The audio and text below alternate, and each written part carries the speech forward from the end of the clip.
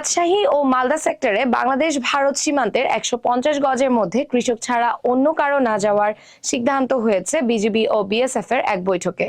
The daily star বাংলার সূত্র জানা যায়, সীমান্তে শান্তি বজায় রাখতে বুধবার ২২ জানুয়ারি সোনা মসজিদ বিওপির সম্মেলন কক্ষে সেক্টর কমান্ডার পর্যায়ে বৈঠকে বসে দুই পক্ষ। গ্লোবালি আপনার ক্যারিয়ারকে ডেভেলপ করতে দারুণ সব কোর্স পেতে যাচ্ছেন www.gmit.academy ওয়েবসাইটে।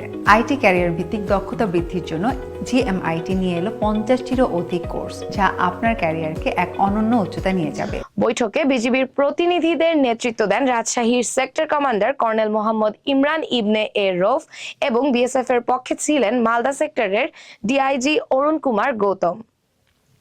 বিজিবির মহানন্দা ব্যাটালিয়নের অধিনায়ক লেফটেন্যান্ট কর্নেল গোলাম কিবরিয়া গণমাধ্যমে বিবৃতি দিয়ে বৈঠকের সিদ্ধান্তের ব্যাপারে জানান।